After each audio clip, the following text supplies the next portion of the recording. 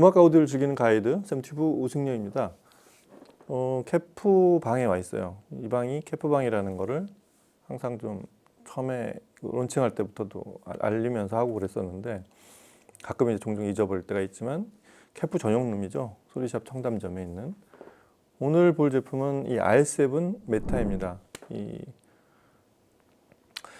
캐프 제품을 저희가 종종 얘기할 때 이제 저 위에 보면 이제 뭐 한정판으로 만들고 상징적인 제품이지만 뮤온이라는 캐프가 항상 그런 좀 다른 시리즈하고는 별도로 딱 하나만 뚝 동떨어진 플래그십을 혹은 또 애니버서리 버전 뭐 이런 프레스티지급 하나씩 만드는데 그게 있고, 그리고 양산된 제품 중에는 사실은 블레이드가 제일 높이 있죠.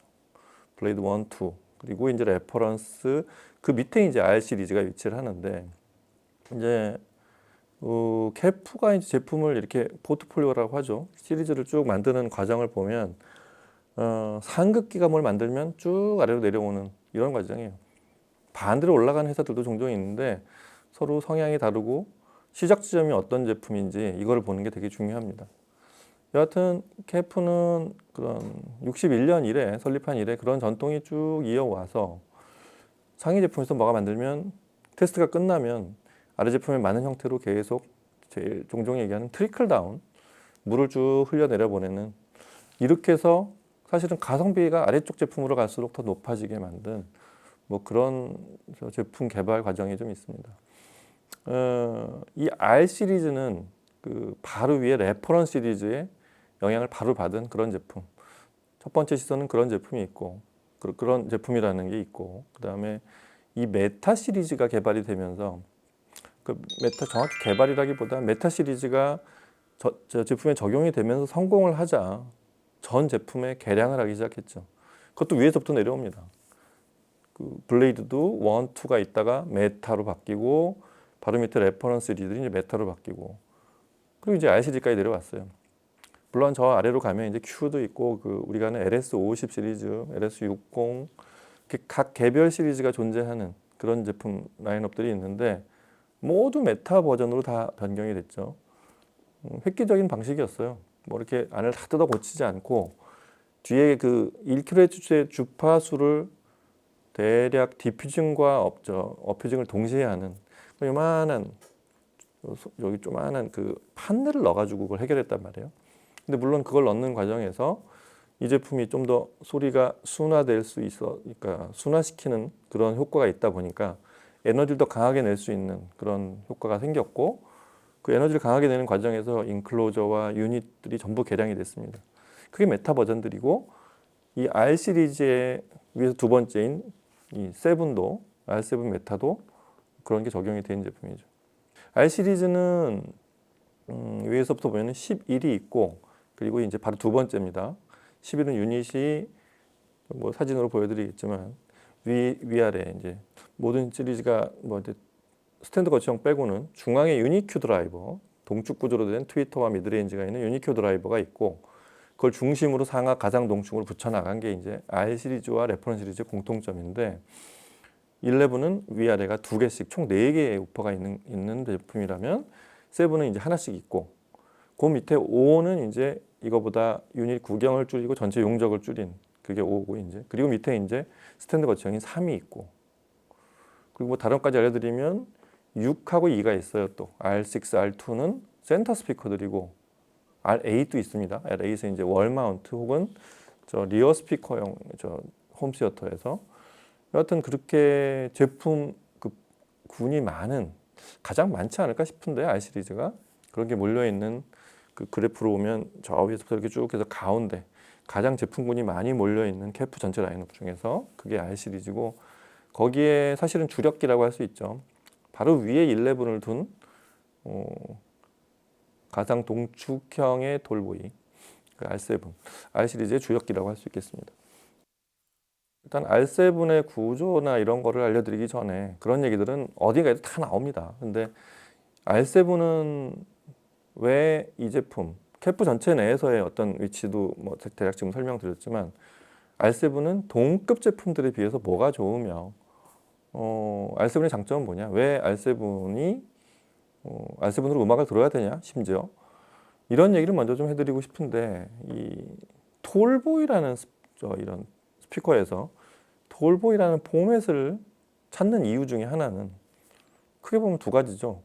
일단 제품이 이 작은 스피커 위 스탠드에만 올려져 있는 스피커에 비해서 낮은 대역이 많이 내려옵니다. 그리고 통이 크기 때문에 동시에 양감도 많이 늘어나고 그런 중후함과 그 낮은 대역 저 밑에 안 들리던 소리들이 들리게 하는 이런 효과가 있는 그런 이유 때문에 사는 게 톨보이죠. 톨보이도 하도 종류가 많고 각 브랜드 내에서도 이제 여러 제품들이 있다 보니까 어느 걸 고르냐 이제 이게 좀 굉장히 혼란스러울 때가 있는데 캐프라는 스피커는 처음부터 시작 때부터 이 저음에 대한 그것도 이제 어느 날 갑자기 생긴 저음이 아니라 6, 70년대를 지나면서부터 만들어낸 이런 중후한 베이스 이런 게 있어요. 그러니까 6, 70년대를 지났다는 의미 중에 굉장히 큰 의미는 뭐냐면 그때 음악들을 재생하기 위해서 만든 스피커들은 60년대가 이제 영국을 중심으로 했을 때는 락 음악의 어떤 가장 중흥기잖아요. 그런 락 음악이 막 아주 최전성기 때 그런 녹음들과 그런 소리를 내는 그런 걸 개발했던 시절의 제품이에요. 특히 그 락 음악의 한복판이었던 런던 교회에서 시작한 이 캐프는 그런 사운드를 내는데 그런 소리를 듣고 모니터하기에 필요한 그런 소리를 내는 스피커로 개발이 됐던 거예요. 그래서 저음에 대한 굉장히 원천적인 오래전부터의 저음에 대한 이런 쭉 지금까지 발전시켜온 그런 좀 노하우가 좀 있습니다. 그게 왜 중요하냐면 최근에 만든 이보다 훨씬 비싸고 더 잘 만들었다고 하는 더 저음을 잘 낸다고 하는 스피커들을 들어보면 물론 훌륭하죠. 저음 깔끔하게 떨어지고 다이나믹하고 다 좋은데 그런 60년대부터 쭉 오래 만들어 온 스피커들과는 조금 다른 그런 점이 좀 있습니다. 어떻게든 이런 게 있어요. 그때부터 만든 사람들이 그게 잘 계승이 되어져 온 시스템이라면 이 저음엔 이런 게 있어야 되라는 어떤 지점을 꼭 집어넣습니다. 그게 지금 만든 이보다 훨씬 비싼 스피커들하고 차이가 나는 오래 스피커를 만들어 온 회사의 어떤 시그너처? 딱 그 저음에서 어느 부분에서 시그너처가 있는 그게 캐프의 저음이라고 할 수 있습니다. 여튼 그런 걸 담고 있다는 게 이 가격대의 다른 스피커들하고는 차별화되는 그런 특성이라고 할 수 있고요. 두 번째로 톨보이 사는 이유는 좀 있어 보이는 거죠. 그 스탠드 거치형을 쓰다 보면 장단점이 분명하죠. 아주 선명하고 또렷하게 음상이 떠오르고 그 어떤 입체 음향, 스테이징을 만들어내는 능력이나 이런 것들은 상당히 뛰어나죠. 저음을 다 떼어버렸으니까. 물론 그 중에서도 또 저음을 또 내는 또 방식을 만들어낸 회사들도 있지만 그런 점의 장점을 스탠드 거치형의 장점에도 불구하고 스탠드에 올려놓으면 뭔가 좀 업무적으로 보이고 이 인테리어적인 효과는 좀 그 전통적 일반적으로 봤을 때 그게 좀 부실하다고 좀 그런 게 없어 보인다고 느끼는 분들이 좀 있는데 그래서 톨보이 딱 아래까지 내려오는 바닥을 딛고 서 있는 그래서 플로우 스탠딩이라고 하죠. 이런 디자인을 선호하는 분들이 시각적인 어떤 장점도 톨보이 스피커를 고르는 그런 이유 중에 하나가 분명히 됩니다. 뭔가 가구 같고 종종 제가 스피커를 다른 앰프나 이런 소스기기하고 달리 시청자하고 대면하고 있는 어떤 대상 이런 거의 의미가 좀 더 많이 부여되는 게 바로 이 톨보이 스피커들, 플로우 스탠딩 스피커들의 그런 어떤 장점이라고 할 수 있겠습니다. 자, R7은 그런 톨보이 스피커의 어떤 전형을 따라서 뭐 이렇게 멋을 부리거나 이렇게 하지 않고 딱 6면체, 이게 R하고 레퍼런스 시리즈 공통점인데 딱 6면체로 반듯하게 만들고 그냥 평면으로 모든 게 구성이 되어 있는 그런 디자인 포맷을 하고 있습니다. 일단 유닛이 보시는 대로 3개가 있잖아요. 가운데가 이제 유니큐 드라이버. 유니큐 드라이버도 사이즈나 이제 제품 크기에 따라서 이 미드베이스, 미드레인지의 구경이 조금씩 다르고 트위터도 조금씩 다릅니다. 여기 들어간 거는 5인치 살짝 넘죠. 그런 5인치 구경의 미드레인지와 1인치의 트위터. 일단 그 트위터는 그 알루미늄, 그다음에 미드레인지는 알루미늄하고 다른 성분을 좀 섞은 이게 주파수 덱이 서로 다르기 때문에 그 서로 약간 물성이 다른 금속을 써서 그렇게 제작이 되어 있는 기본적으로 알루미늄을 베이스로 하는 12세대 유니큐 드라이버가 이제 가운데 있고 위아래 이게 6.5인치 그러니까 베이스예요, 순수하게. 그래서 6.5인치 베이스를 이제 저희 가상 동축이라고도 하고 뭐 이제 이렇게 그냥 상하로 M2M이라고 이제 보통 부르죠. 그렇게 부르는 구조로 되어 있는 그런 베이스. 이렇게 배치하면 어떤 효과가 있는지는 뭐 다시 한번 좀 알려드리면 이 중앙에 있는 이 여기를 중심으로 하는 지름이 이만큼인 이만한 우퍼 사이즈가 생겨나는 효과가 있습니다. 근데 이 우퍼가 이제 그걸 대략 한 뭐 10인치가 넘는다고 했을 때 그러면 이 통이 커져야 되잖아요. 이 10인치가 넘는 우퍼를 장착하려면 그런 구조에 생기는 또 단점이 있기 때문에 작은 구경을 2개를 붙여서 그걸 해결한 그런 구조로 뭐 이런 포맷이 상당히 뭐 이렇게 쓰는 이유는 그런 구조로 만드는 많은 양감과 좀 더 날렵하게 움직일 수 있는 베이스 이런 효과 때문에 생겨난 포맷입니다. 여하튼 그런 구조를 하고 있고 그렇게 해서 3웨이죠. 여기 유니큐는 이제 트위터와 미드레인지 그다음에 여기는 베이스 역할 이렇게 해서 전체 구간 소리가 나오는 그 전체 구간을 보면 트위터 높이가 높아요. 이게 50kHz까지 재생합니다. 저희 종종 보는 AMT가 이제 50kHz까지 재생을 하는데 그 주름진 리본이라고도 부르지만 하여튼 리본하고는 다른 하여튼 AMT가 보통 50kHz, 60kHz를 재생하는데 KEF의 유니큐 드라이브의 트위터가 50kHz까지 올라갑니다. 낮은 대역은 33Hz까지 내려가고 이 사이즈에서 대역이 아마 가장 넓은 그런 대역을 재생합니다. 물론 이제 플랫하게 나오는 구간 소리가 감쇄되지 않고 쭉 나오는 구간만 따지면 이쪽은 한 48, 이쪽은 28 높은 대역은 이게 이제 플랫한 대역이고 전체 소리가 반응하는 대역이 그렇다는 얘기죠. 그렇게 돼 있고 이 안에 보면 인클로저 안쪽이 유닛별로 다 체인버가 나눠져 있는 구조를 하고 있습니다.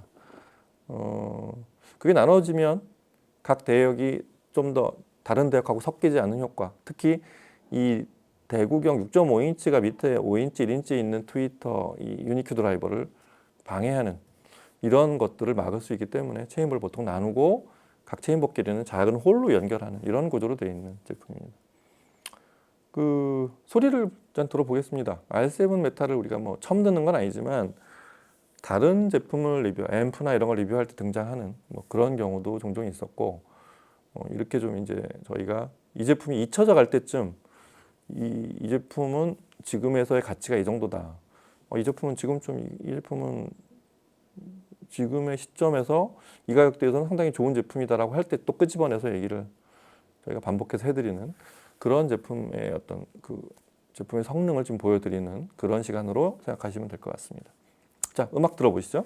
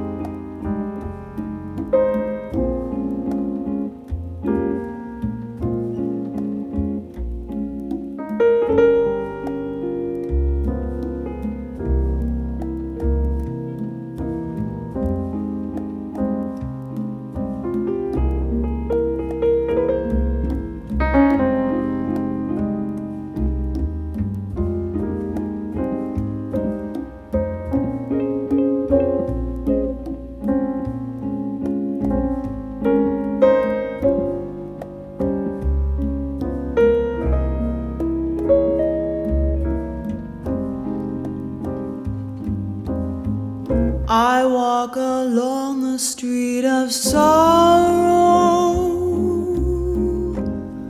the boulevard of broken dreams,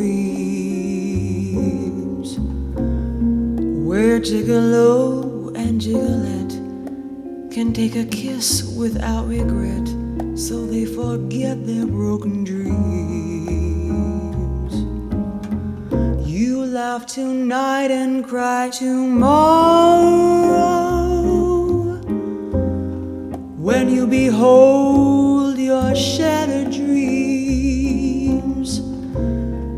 And Gigolo and Gigolette awake to find their eyes are wet with tears that tell of broken dreams.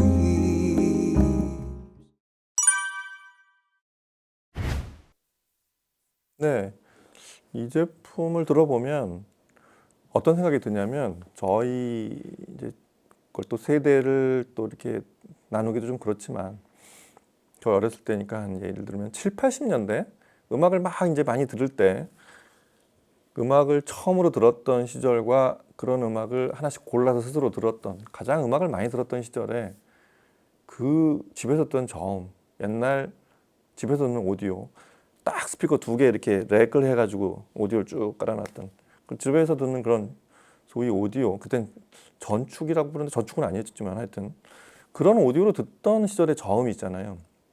물론 지금 아마 그 시절로 돌아가 들어보면 해상도나 이런 거는 좀 지금 기준으로는 많이 형편없을 거예요. 근데 여하튼 그때 제가 들었던 어떤 야 이런 소리가 들리는구나 하고 감동을 줬던 그런 저음 있잖아요.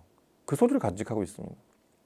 이보다 더 큰 뭐 블레이드나 이런 것들은 좀 더 그런 게 깊고 대역이 많이 내려가지만 케프의 이런 톨보이들은 공통적으로 그런 저음이 저 깊은 데 어디에 들어있는 그 음악에서 그 소리가 들리게 만드는 그게 좀 신기하죠. 그 음악을 다 듣고서 만들었나 싶을 정도로 그런 게 꼭 들어가 있습니다. 이 제품에서 그런 소리가 들려요. 그래서 저는 그런 걸 이제 좀 뭔가 이렇게 가슴이 벅차게 밀려오는 저음이라고 이제 표현을 하는데 그런 소리를 아주 잘 내줍니다. 기본적으로 뒤쪽에 이제 홀이 그 리플렉싱 홀이 2개가 있는 위에 하나 아래쪽에 하나 이렇게 2개 있고 저 뒤에 단자는 이제 바이오링 단자 그 바이오린 케이블을 쓸 수 있는 2쌍의 단자로 되어 있는 그런 구조를 하고 있어서 여러 가지로 구사할 수 있는데 여하튼 이 제품은 그런 베이스가 중후하게 깔려오면서 어떤 핵이 단단한 이렇게 뭐 들어보셔서 아시겠지만 음이 이렇게 막 번지거나 그렇게 하지 않는 그런 아주 그렇다고 왜소해지지 않는 풍성하면서도 단정한 그런 좀 정확한 베이스 그러면서도 묵직한 중간에 어느 느낌을 이렇게 주고 있는 이런 그런 걸 듣기 위해서 듣는 스피커라고 보시면 됩니다. 그리고 그 한복판에서 쫙 마치 화살이 날라오듯이 아주 선명하고 또렷하게 날라오는 핀포인트 그게 유니큐 드라이버의 장점이죠. 그런 걸 담으려고 이 회사는 CFD 다이나믹 그다음에 CLD 듀얼 댐핑이죠. CLD는 이제 댐핑이죠. 이제 여러 레이어를 둬서 그 베이스 음이 정확하게 나오게 그게 콘스트레인드 레이어 댐핑이라고 해가지고 여러 레이어를 둬가지고 댐핑을 잡아낸 그런 구조고, 그다음에 CFD는 컴퓨터로 측정해서 만드는 그 다이나믹이에요. 그래서 다이나믹이 정확하고 박진감 있게 나오되 음이 떨리지 않도록 댐핑을 준 그런.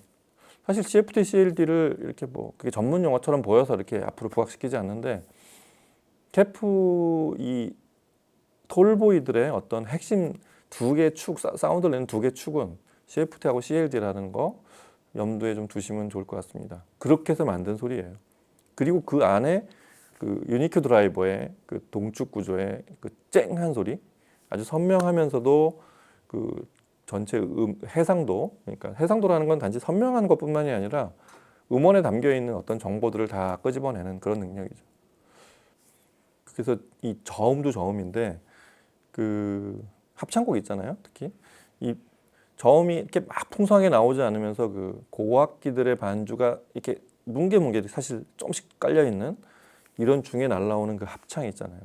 몬테베르디 성모 마리아의 저녁기도 같은 그런 곡을 들어보면 그게 이런 스피커들 사실은 하이엔드 스피커들에서 줄 수 있는 그런 이렇게 시청자를 감싸오는 그 마치 공간 속에 녹음한 현장의 그 잔향과 사이즈, 그다음에 어떤 그런 모양까지도 이렇게 떠올리게 하는 그런 걸 듣는 재미가 큰 그런 스피커입니다.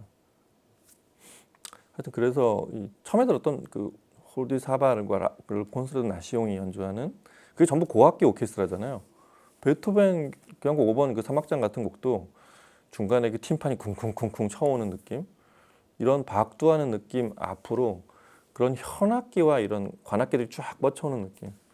그게 이제 지금 몬테베르디를 좀 더 확장시킨 그런, 사실은 이 스피커의 어떤 스케일 이렇게 발전시켜가는 그런 걸 듣는 재미가 큰 감동이라고 해야 되죠. 그런 재미. 그 다음에 그런 아주 첨예하고 어떤 해상도나 저음의 어떤 극한을 들려주는 그런 재미도 있지만, 항상 이 스피커는 그게 중심이 아니라 더 많은 시간 동안은 편안한 소리를 잘 내줘야 됩니다. 그래서 다이애나 크롤의 이런 목소리와 그냥 해상도를 따질 필요 없는 그 중후하게 쿵쿵거리면서 깔리는 이런 그런 팝적인 베이스, 이런 소리가 얼마나 편안하게 들리냐가 되게, 사실은 좀 더 저는 스피커의 좋은 어떤 성능을 판가름하는 그런 특성이라고 할 수 있는데, 다이애나 크롤 같은 곡을 되게 또 편안하게 들려줍니다. 이런 곡을 뭐 해상도나 아까 말한 공간 정보를 더 전하기 위해서 날카롭게 하는 그런 스피커들이 종종 있어요. 더 훌륭 비싼 스피커 중에서도. 근데 그런 걸 다 판단해서 제작을 하고 튜닝을 하는 게 그게 좋은 회사고 경험이 많은 회사의 어떤 장점이라고 할 수 있겠습니다. 이 제품은 약 소비자가로 보면 700만 원대의 제품이에요.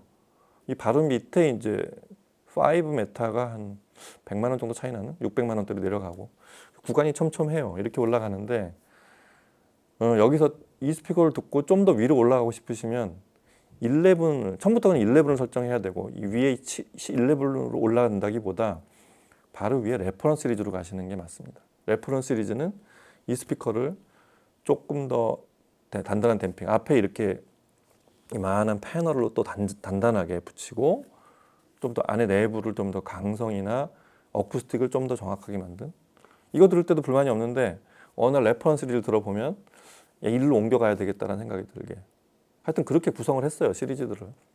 그게 또 차면은 이제 저 블레이드까지 가는 거죠. 케프의 재미는 그런 데 있습니다. 그 어떤 고전적인 어떤 저음과 가장 최신판의 어떤 공간 재현력, 이런 해상도, 이런 것들을 그런 재미를 주는 그런 스피커, 그런 거에 어떤 톨보이의 전형이 바로 R7 메타라고 보시면 되겠습니다. 마감이 이게 세 가지가 있어요. 그렇죠? 하이그로시는 지금 블랙하고 화이트가 있고, 월런 마감이 또 있죠. 그리고 저기서 봤는데 케프의 그 AR 시리즈, 그러니까 약간 그 가상 인테리어 뭐 이런 거라고 해서 그 스피커를 거기다 자기 공간에다 사진에다 이렇게 넣어볼 수가 있어요. 어울리나 안 어울리나, 어느 색이 어울리나 이런 걸 넣어볼 수 있게. 참고로 앞에 이 그릴도 있습니다. 자석식으로 붙는 그릴도 있고, 마이크로파이버로 만든 아주 가는 섬유사를 만든 그릴도 있는, 그렇게 제작이 되어 있습니다. 이 제품 한번, 이 수많은 케프 시리즈 중에서도 이제 한번 보시라고 좀 중요한 제품으로 제가 끄집어서 이렇게 알려드리는 시간을 마련했습니다. 오늘 참고로 시청은 NAD M340, M23 이 조합, 훌륭한 조합이죠. 합치면 스피커 가격 정도가 될 거예요. 아, 더 넘겠구나. 여하튼 이 스피커를 드라이브 할 때 앰프도 되게 중요한데, 그 조합으로 시청을 같이 해봤습니다. 오늘 여기서 마치고 다음 시간에 또 다른 제품과 얘기로 찾아뵐게요. 감사합니다.